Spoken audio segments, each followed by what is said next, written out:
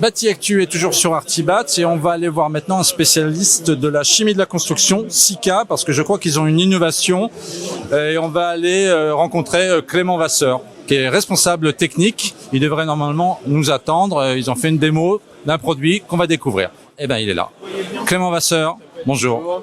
Alors, vous êtes responsable technique chez Sika. Vous êtes en train de bidouiller une espèce de truc un peu gris. Qu'est-ce que c'est que ça? Vous avez fait une démo, il y avait beaucoup de monde. Ouais. Expliquez-nous un petit peu ce que vous lancez. C'est un lancement, c'est une innovation. Qu'est-ce que c'est? C'est une innovation. Donc, on a lancé dans le début d'année.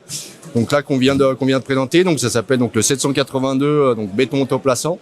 Donc, sa caractéristique, c'est qu'il va être extrêmement fluide. Donc, il est classé S5, donc la plus haute classification donc dans la norme des bétons, donc pour la fluidité.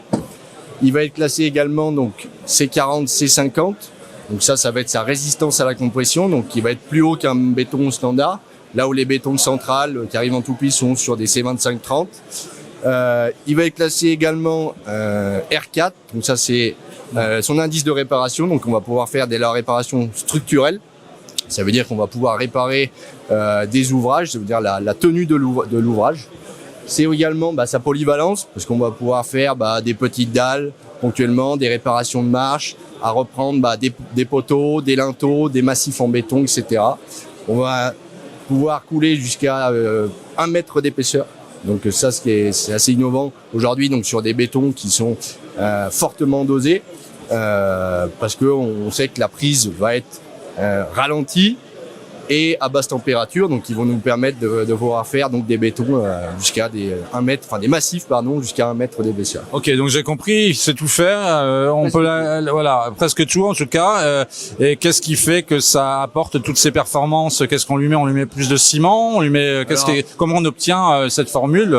Et vous nous montrez d'ailleurs quel aspect ça a? C'est l'aspect d'un béton classique là quand on regarde. Oui, tout à fait. Alors c'est un aspect d'un béton fluide, on le voit. Après, qu'est-ce qui va faire ces performances?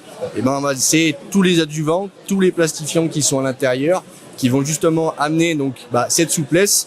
Donc c'est cette capacité, là on l'a coulé ici, à pouvoir aller tout au fond devant, sans pouvoir l'accompagner, sans dire que un compagnon va l'accompagner, donc avec une truelle ou n'importe quel outil. Et en fait, voilà, ça c'est l'innovation. C'est pour ça qu'il est autoplaçant. C'est pour ça qu'il est autoplaçant. D'accord. Et vous montrez 2-3 trucs, c'est quoi vos enduits là? Juste 2 minutes là, parce que il y a marqué nouveauté façade. Alors moi, quand je vois marqué nouveauté, juste rapidement, là on n'est pas dans l'autoplaçant, on est dans quoi là? Alors ici, donc on est sur des enduits monocouches. Donc le nouveau, donc le Parexi Plus. Donc c'est donc un enduit monocouche qui est dédié aux maçons parce qu'il va être uniquement applicable à la main, contrairement à beaucoup de produits de la gamme Parex Nanco qui vont être passés en machine de projection. Mais là, voilà, c'est plus un enduit dédié donc aux maçons qui font, on va dire, de la façade ponctuellement, qui vont faire bâtir des petits bouts de mur, des clôtures, etc. Et voilà, donc on l'a reformulé vraiment qu'il soit adapté pour jeter à la truelle, pour l'application uniquement manuelle. Voilà. Si on regarde ce produit et puis l'autoplaçant, l'idée c'est d'être quoi? D'être plus rapide, de faciliter le travail des artisans, d'apporter plus de performance. C'est quoi la recherche? Sur le béton, ouais, c'était vraiment d'avoir des hautes performances, faciliter le travail. Là aussi, c'était améliorer le confort d'application. On a gardé les performances.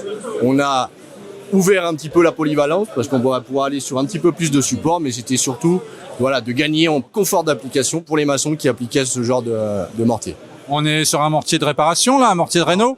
Pas du tout, donc là c'est juste un enduit de façade, donc il va assurer l'imperméabilité du mur et aussi la décoration, donc avec différentes teintes et différents aspects. Donc là on est sur un aspect gratté comme on peut le voir, sur 2 teintes différentes. D'accord, donc il y a des produits complémentaires et sur tous les segments de la construction, enfin tous les lots on va dire. Oui, tout à fait. Et donc après en dessous, donc on a un nouveau produit, donc le Revlan Clean, donc qui est ici, donc qu'on a appliqué comparativement donc à notre Revlan basique. Donc là vous voyez c'est une plaque qu'on a laissée dehors volontairement donc aux intempéries. Et donc là on voit qu'on a un peu des algues, des micro-organismes qui se sont développés.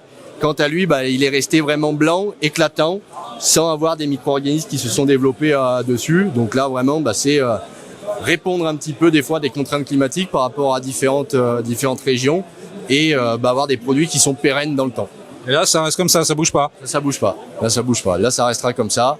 Il va pas s'altérer. On n'aura pas des petits micro-champignons, des algues qui vont s'accrocher dessus. Donc, il est légèrement plus fin parce que, forcément, plus on est grossier, plus les algues vont s'accrocher facilement dessus.